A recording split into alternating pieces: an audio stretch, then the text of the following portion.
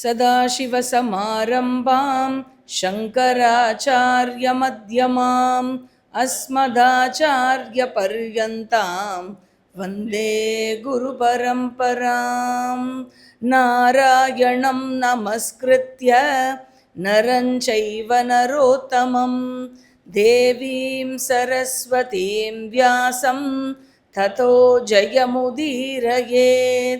शुक्लां भरधरं विष्णुं शशिवर्णं चतुर्भुजं प्रसन्नवदनं ध्यायेत् सर्वविघ्नोपशान्तये.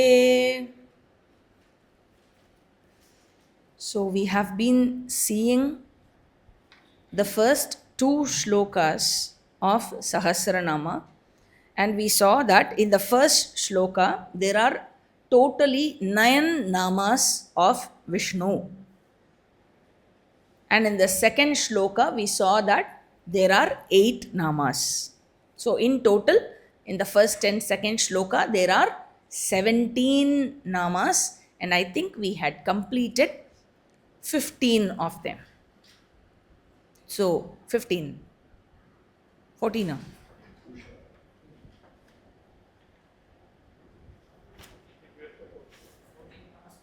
Purusha we've done, no? Sorry? We've done only 14, okay. 15, 16 and 17 we have not done. Alright. So the first nama was Vishwam, then Vishnuhu, then Vashatkaraha, then the fourth is Bhuta Bhavya Bhavat Prabhu, then Bhuta Krit, then sixth one is Bhuta Brit, then Bhavaha, then Bhutatma, then Bhuta Bhavanaha, and the 10th nama was Putatma, and the 11th is Paramatma, and Cha is not another nama. Okay, Cha means and. Okay, it is used to compound the words in the sentence. And Paramatma, then the 12th nama is Muktanam Paramagatihi. Then the 13th one is Avyayaha, and the 14th is Purushaha. Yes, we stopped here. We did not have time to do Sakshi in the previous class, so we will take up from the 15th nama, Sakshi. Sakshi means the witness of everything. The witness of everything. Now, there are objects in this world that are experienced by us, and we experience the objects outside of us using our sense organs. For example, this is green in color. This is a clip which is green in color. I experience this object. I know this object. How do I know? Through my eyes. So, the knower, I know this object through the instrument called eyes, which is one of the sense organs. Similarly, the object could be a sound, which is known through ears. The object could be a feel, which is known through the skin. An object could be taste, which is known through the taste sense in the tongue. And the object could be any sort of smell, which is known through the smelling sense, which is in the nose. So, you have 5 set of sense organs which are called Jnanendriyas. These Jnanendriyas are not the physical organs that you see here. The physical organs are the locus of the respective Indriya. It is the home of the Indriya. It is where the Indriya rests. And what is the Indriya? The Indriya is Sukshma. It is invisible. It doesn't mean that everyone who has ears can hear. Right? So, the sense of hearing is invisible. Similarly, all 5 senses. Alright. Now, that is a different topic anyway. So there are objects in the outside world, and I, the subject, know the object through the senses. Now, there is one more level.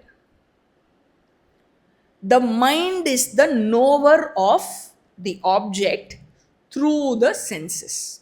Right? Whatever I see, this is a clip. How do I say it is a clip and it is green in color? Because the mind that sees the object through the eyes understands or receives that this is green in color, and this happens in the form of a thought in the mind, right? And the mind is one instrument that knows all the five sense organs. Eyes can only receive color and form. Ears can receive only sound. Eyes cannot do the job of ears. Ears cannot do the job of nose. These five sense organs can function exclusively in those respective fields only. They cannot function in another organ's field. But mind, which is the controller of all the five senses, can receive the data from all the five senses. So, mind knows all the five fields, all the objects outside, and all the objects outside, all the known objects are within the field, these five fields only. You cannot have a sixth field,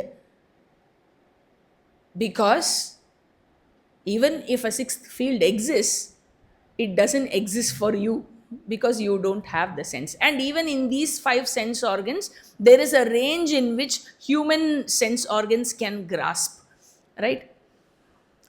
All right. Now, what the mind knows is through the sense organs. And now, who is the knower of the mind? The knower of the object is the sense, the knower of the sense is the mind. And who is the knower of the mind? Who is the knower of the mind? How do you say, when I ask you, do you know Japanese? How do you say, I know Japanese or I don't know Japanese? It means there is another person who is the knower of the mind. It is that because of which the mind is known. The witness of the thoughts in the mind and also the absence of thoughts in the mind. You say, my mind is blank. I'm not thinking anything. So, the witness of the presence and the absence of thought, the consciousness, that is the knower of the mind. Kenopanishad beautifully defines this. It says, Yen manasa na manute yenahur manomatam, which means it is because of which the mind has the ability to know, and it is the knower of the mind as well. It is because of consciousness that mind has the ability to know, and it is also the witness of the mind. All right. And we saw that this mind, when it knows the object outside in the world, it needs an instrument to know the object outside in the world. Right? Just because the mind is there, the object cannot be known without the sense organs. For example, you close your eyes, your mind is still available, but the object in the outside world cannot be known because the sense organ for knowing the color and the form is temporarily suspended by you. Right? When you are in dream state, the mind is functioning, at least feebly, but the objects in the outside world are not available to you, to your perception, because all your five senses are in dormant condition. They have resolved temporarily. Therefore, for mind to know the objects in the outside world, it requires an instrument, sense organs, whereas for the consciousness, the Sakshi, to know the mind, there is no need of any instrument. Sakshat ikshate. The witness knows the mind directly without the need or the intervention of any sense organ. Sakshi, the witness principle. I, the Sakshi, I who am the witness of the presence and the absence of thought. Who is this I? It is Vishnu, Bhagavan. He is the knower in me. He is being in me, the seer of everything. In fact, He is me, the Sakshi. This is the 15th Nama. 16th, Kshetrajnaha. Kshetrajnaha. Kshetrajnaha means one who is the knower of Kshetram. Nyaha means knower. Kshetram and Nyaha is Kshetrajnaha. The knower of Kshetram. What is the meaning of Kshetram? Kshetram means the world of objects. World of objects. The world of objects can be categorized very broadly into three. You have the outside world, the world of objects. The first category is the outside world, which is made up of objects that are graspable or knowable through the five senses that you have. These objects that are there in the outside world is known by me, therefore I am not them. I know this clip. Okay, this is an object in the outside world. I am the knower. This is Kshetram and I am Kshetrajnaha. I am the knower of this clip. This is very clear. So I am not a clip. How I am not a clip? Because I am the knower of the clip, I am different from the clip. Right? So this is very, very clear for me with respect to the first category of the world of objects, which is the objects in the outside world, or in short we can say world, which means the world of the objects in the outside world. Now the second category is the body. This body is known by me. Now you have to apply the same rule, right? Because this object is also known by me, an object that is known by me, I, the knower, is different from this object that is known by me. Therefore, I am not the body. This is the second category in the world of objects. The third and the final category is my mind. My mind.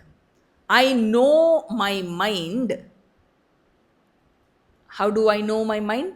I know the presence and the absence of the thoughts in my mind. I witness the flow of thoughts in my mind. So, mind is also Kshetram, and I, the knower of the mind, is Kshetrajnaha. Therefore, Kshetram, we have three categories. Kshetram means world of objects, and this world of objects we categorize into three. One is the world outside, the body and the mind. So, body, mind, and world, BMW. It's easy to remember. Of these three categories, understanding the objects in the outside world as different from me is very easy. Very easy. Because it is not me. I am the knower of those objects. I am not them. Yes, it is very easy. But when it comes to body and mind, it becomes very difficult to claim that I am different from this body and mind. I am not this body and mind.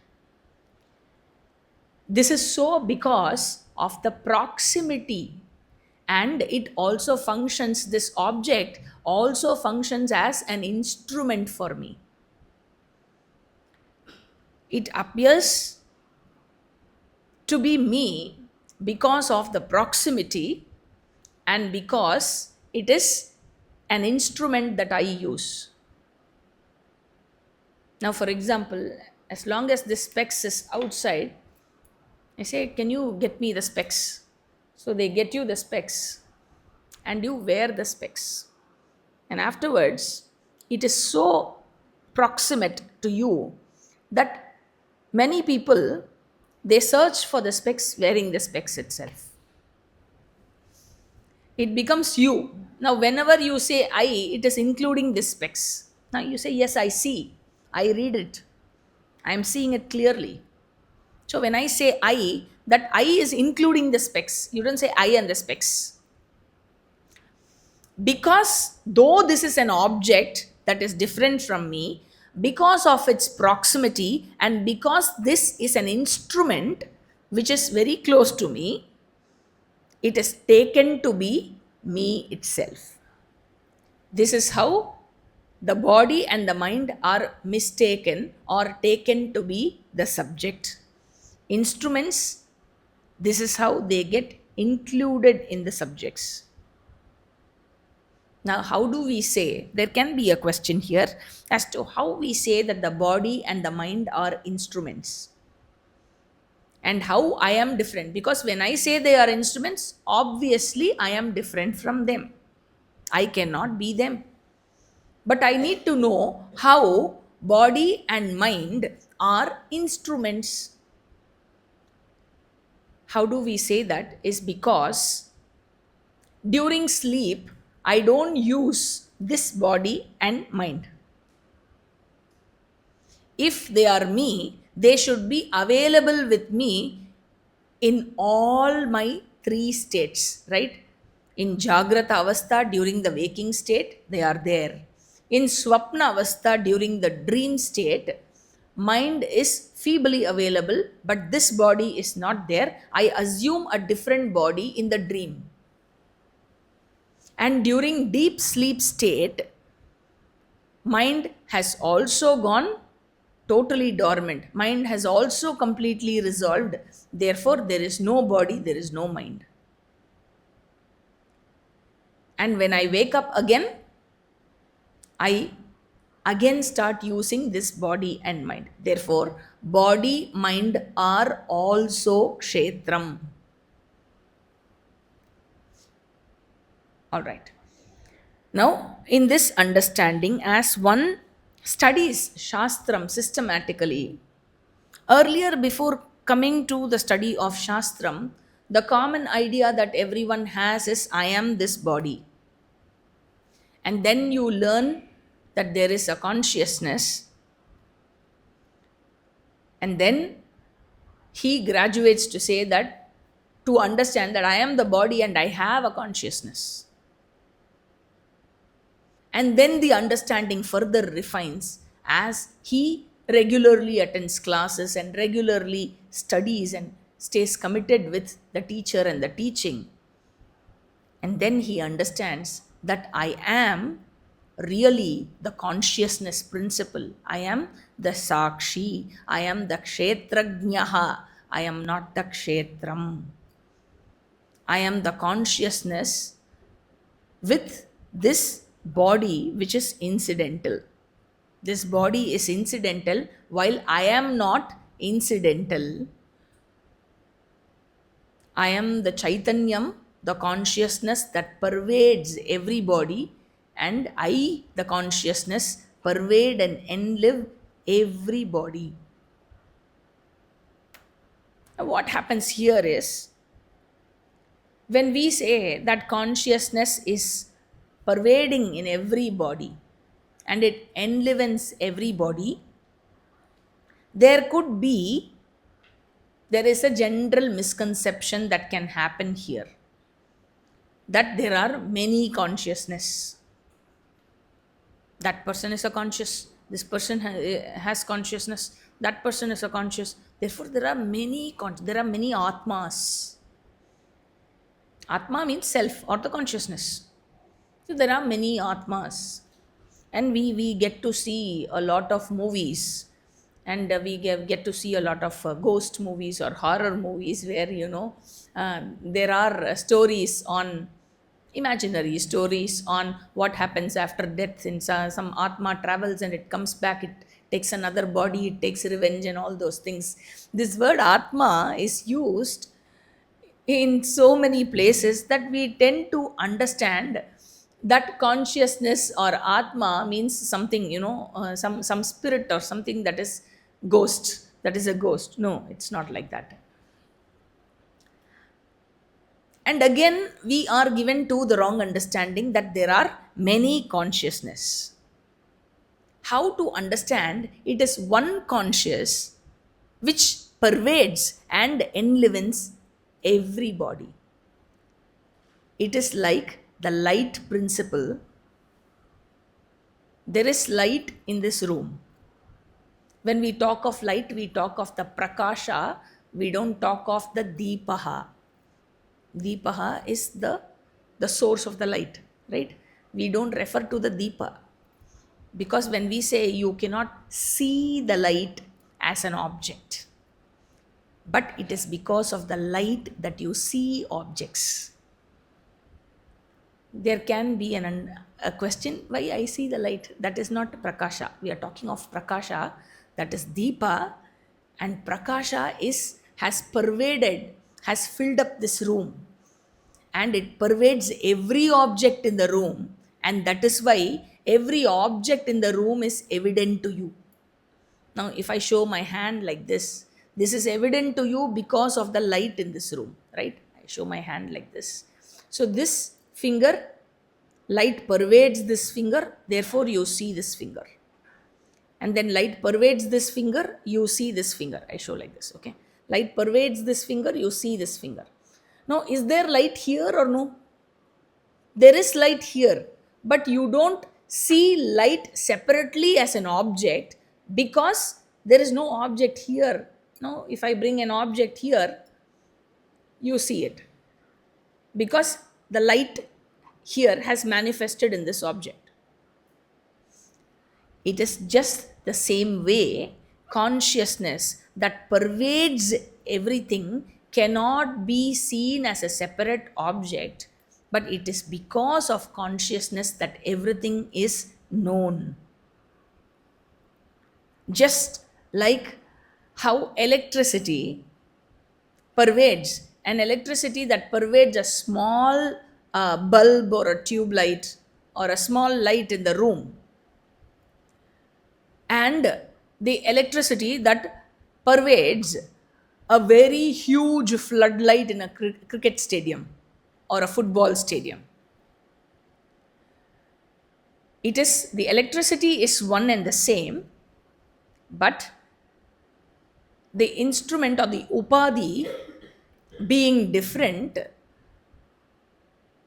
the purpose or the strength of the light emitted is different.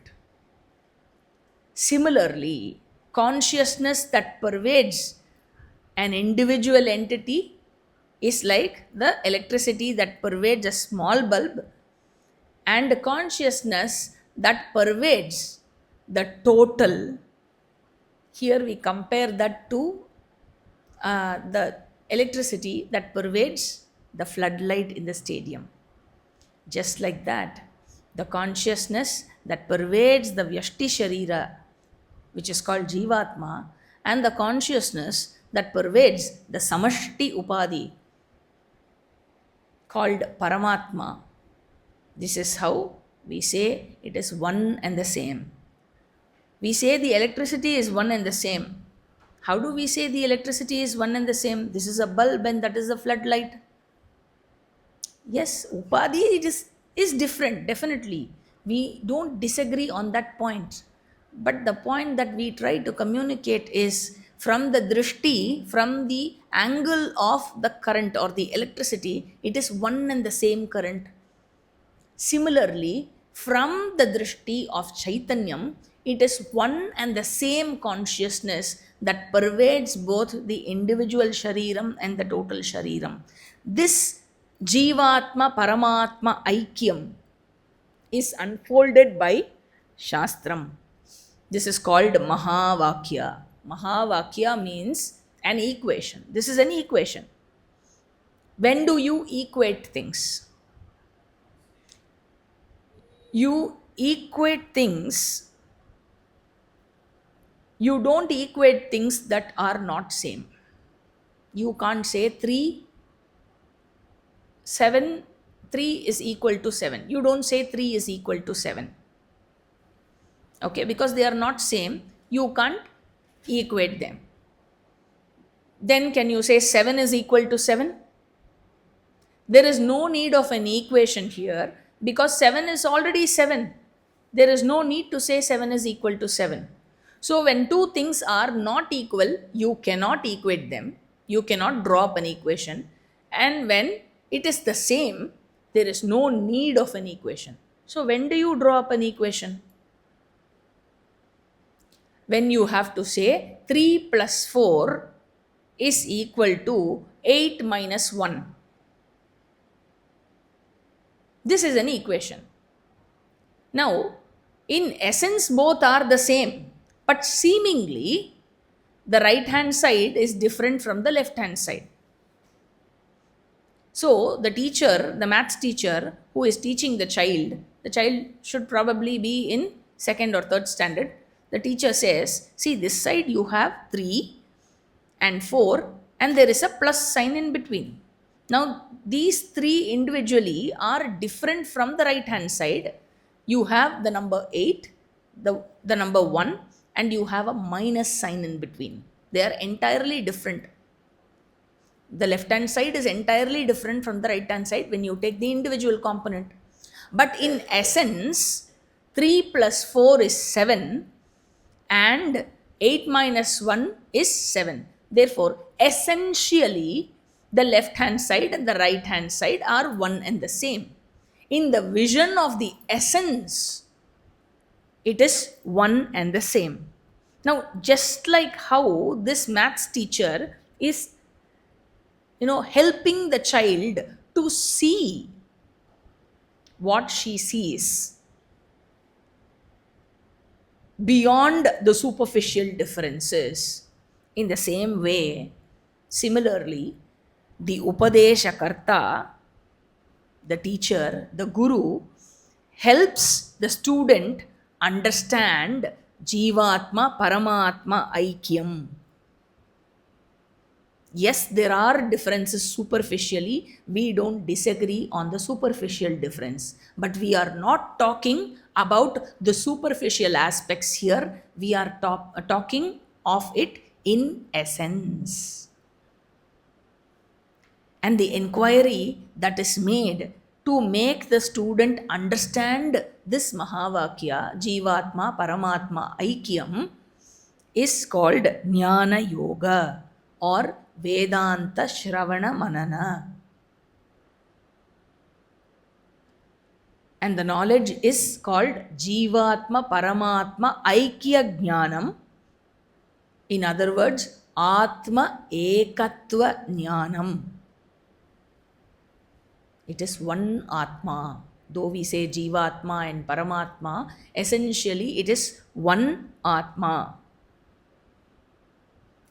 And therefore, when we say Mahavakya, it is any statement that reveals or unfolds or brings out the oneness between Jiva and Ishvara. This word Kshetrajna appears in the Bhagavad Gita in the 13th chapter, 2nd shloka, where Bhagavan says, Kshetrajnam chapimam viddhi sarvakshetreshu bharata. I am the consciousness principle that is residing, who is the Kshetrajnaha in every Kshetram. I am the one who is pervading and illuminating every mind and every body. Now, there are some more points I would like to add before we wrap up this Kshetrajnaha. The first thing is, the entire world we saw is Kshetram, the object, and I, Kshetrajnaha, the subject. Now, all the objects are insentient. They are all jadam, insentient vastus, jada vastu. And I, the subject, is the knower principle. Being the knower, it has to be chetanam. It has to be sentient. An insentient thing, a jadam cannot know another jadam. To know, it has to be chetanam. Therefore, I am chetanam, and everything that is known by me is jadam, achetanam. This is point number one. Point number two. Suppose Jivatma and Paramatma is not one and the same. That is, Bhagavan and I are not one and the same. Bhagavan is different and I am different. Suppose this is the truth. Okay, so Bhagavan will become an object that is known by me because I am different and Bhagavan is there different from me and I know Bhagavan. Therefore, Bhagavan becomes an object known by me. Now tell me, when I am the knower subject and Bhagavan is the object, is Bhagavan Chetanam or I am Chetanam? Apply rule number one. I become Chetanam and I make Bhagavan Achetanam if I understand Bhagavan to be different from me. And every object that is known by me is subject to time and space. And I make Bhagavan subject to time and space. You get into all sorts of logical fallacies if you say Bhagavan is different from you. Okay, this is point number two. Now, point number three. If he is not the object that is known by me, then are you saying he is the subject? Yes, he is the subject. Now, when he is the subject and he is everything, you say he is the subject and he is everything, then what is the object? There is nothing that is different from him. Upanishad says, yes, he is both the subject and the object. In fact, he is neither the subject and the object. He is different from the subject and the object. Because without him, there is no subject or object. Now, how do I understand this? This sounds so complicated. It sounds so contradicting. Yeah. We said he is both the subject and the object. And then Upanishads takes us to the next level of understanding that he is different from the subject and the object, or he is neither the subject nor the object. And Upanishads reveal it is because of him the subject and the objects exist. Now we can understand, we have a beautiful example for this to understand. And the example is our dream. Now I, the Chaitanyam, the Chetana Vastu, is the creator of the dream. This dream world is an object that is different from me, the dreamer, and I, in the dream, I experience the dream world. And then, this is understanding level number one. Understanding level number 2 is I, the dream, I am both the dreamer and the objects in the dream. Because the entire dream world is nothing but a projection of my own thought. Therefore, I, the waker, is both the dreamer and the dream world. This is understanding level number 2. Understanding level 3 is I being the waker, my nature being wakerhood.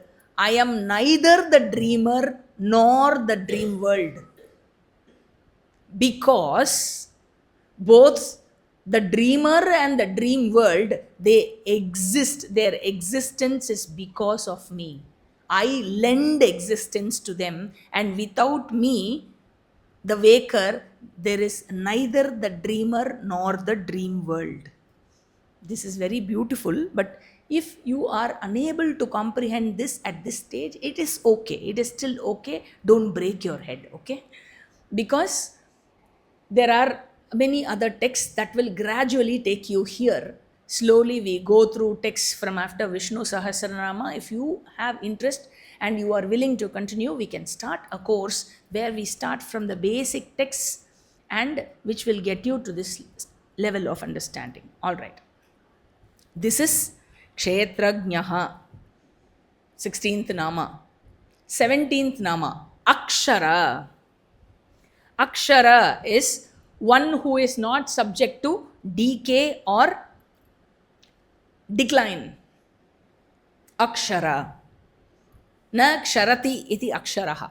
Kshara means decay or declining. And aksharaha means one who does not decay. Now, even though kshetram, the matter, is a perishable thing, is subject to decay, is subject to declension, and one fine day it goes out of existence also, the kshetrajnaha is not subject to decay or decline. Shastra says, swabhavataha na ksharati. That which in its nature does not decay is kshetrajnaha, chaitanyam. Now, aksharaha also means, in Sanskritam, it is, one derivation is derived from the root as, which means to pervade. As dhatu, to mean to pervade. So, akshara means pervading or pervasive. Therefore, the previous nama, kshetrajnaha, means that which obtains in everybody, and this 17th nama, aksharaha, means that which is all pervading. And here Bhishma says, kshetrajnaha aksharaha evacha, meaning kshetrajnaha is aksharaha and aksharaha is kshetrajnaha. That which obtains in the body, the jivatma, is nothing but aksharaha, the all-pervading Paramatma. Therefore, tat tvam asi Mahavakya is very beautifully revealed here, along with the Sahasranama. Thus, we have completed 17 namas. Therefore, the first 2 shlokas in Sahasranama, we go with the third one. Please repeat after me once. Yogo yoga vidam neta pradana purusheshvaraha narasimha vapushriman keshavah purushottamah. So we have completed totally 17 namas, and this third shloka has another 7 namas, which means from the 18th nama up to the 24th nama is covered in this third shloka. And the first of them, the 18th, is yogaha. This yoga is a very popular word.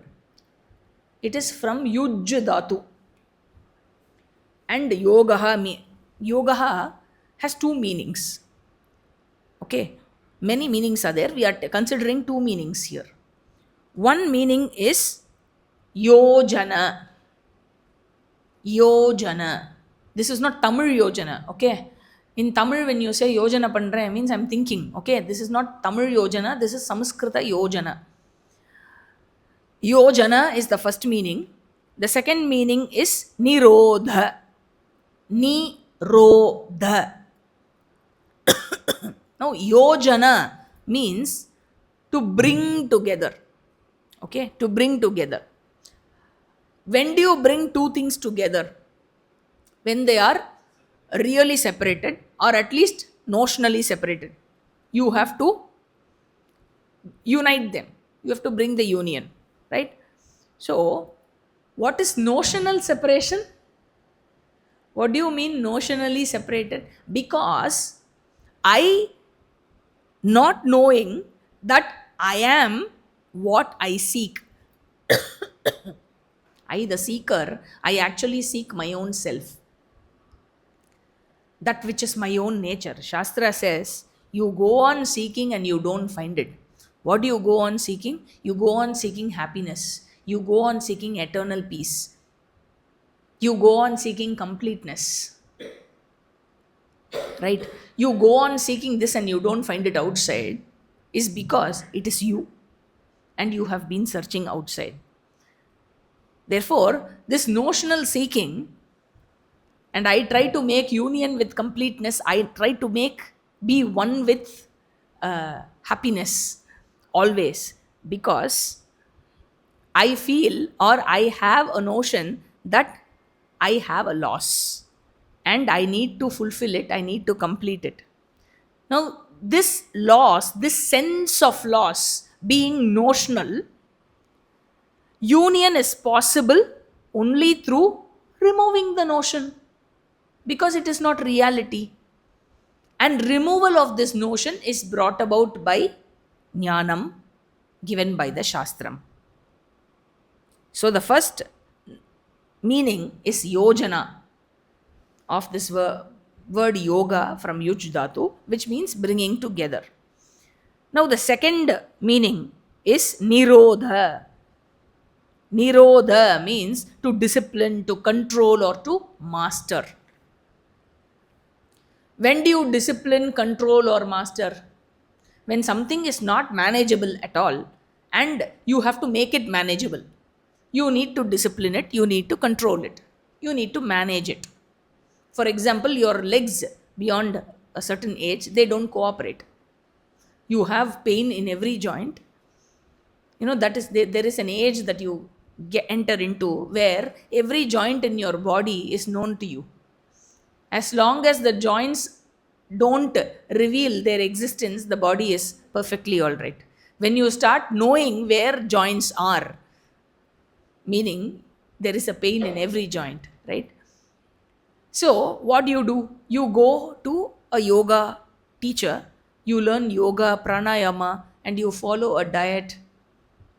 There is this gluten-free diet and things like that, so that which help you, and this intermittent fasting and a lot of things they say, which helps you in getting relieved of joint pains, right? So you do something, you discipline, you get into a system of discipline so that you manage something that is unmanageable for you at the moment, and you manage it, you try to manage it well, so that you are able to easily sit down and get up without a problem, right? Therefore, yoga, in the meaning of nirodha, meaning to control or to master or to discipline, you have a prescription of a diet or a healthy way of life. Healthy life and diet not only for the physical body, but also for the mind. And the diet for the mind is good values, dharma. In Ashtanga Yoga, it is called yama and niyama. And then bhakti. So then study of Shastra. All this is there. In understanding, coming to Vishnu Sahasranama class and trying to understand this ununderstandable Vishnu Sahasranama. Every nama is, though every nama is so small, and you chant the entire Sahasranama in 20 minutes, but it takes more than that to understand even one nama, right? So, understanding Vishnu Sahasranama with all these disciplines, you manage, what do? You manage that mind which is unmanageable. You get to manage your mind, because there are students who come and tell me, they say, earlier I used to be like this, and now I have refined this way. Earlier I've been a person who can never control my temper. I've been a person who can never control my emotions. Somebody says something, I immediately start crying. But these days I am staying strong. How does this happen? Because you subject yourself to disciplines like this, like values, dharma, yama, niyama, studying Shastram, Vishnu Sahasranama. Slowly you gain that discipline so that the unmanageable mind is now manageable. This is called yoga. That is the exercise that is undertaken to make the unmanageable manageable. In Bhagavad Gita, 6th chapter, Bhagavan gives a definition for yoga. He gives a different definition for yoga. He says, Tam vidya dukkha samyogam viyogam yoga samyitam. Tam vidya dukkha samyogam viyogam yoga samyitam. Meaning, dissociation from association with sorrow is yoga. Here it is used in the sense of nirodha. He says, the sadhana is yoga where you dissociate from association with sorrow. You are already associated with sorrow, right? This dissociating with sorrow is called yoga. The disciplines taken to dissociate from sorrow. Therefore, the sadhana is yoga. And here in Vishnu Sahasranama, the sadhya reveals, Vishnu Sahasranama reveals that sadhya is also yoga, is called yoga. Yogena sadhyaha avapyaha yogaha. That which is attained through yoga, through the discipline of yoga, is also called yoga. Bhagavan is the one to be attained through various disciplines. Since he is attained through disciplines, yoga, he is also called yogaha. And Shankaracharya says, mastering one's mind or sense organs, understanding, and thereafter understanding the oneness, that is Jivatma, Paramatma, Aikyam, the Aikyam of Kshetrajnaha and Paramatma, is called yogaha. It is one and the same because essentially they are one and the same. Remember the equation that we spoke of. Essentially they are one and the same. Superficially they look different. Because of the superficial upadhi difference, there is a notion that they are essentially also different. And Shastram reveals that no, the differences are only superficial, and in essence it is one and the same. And this knowledge that is gathered is gained by yoga. And Paramatma, who is attained through this yoga, is also called yogaha. That is the 18th nama, yogaha. I think we have crossed the time, so we will see the rest of the namas in the next class. Om Purnamadav Purnamidam Purnat Purnamudachyate Purnasya Purnamadaya Purnameva Vashishyate. Om Shanti Shanti Shanti Harihi Om Shri Gurubhyo Namaha Harihi Om.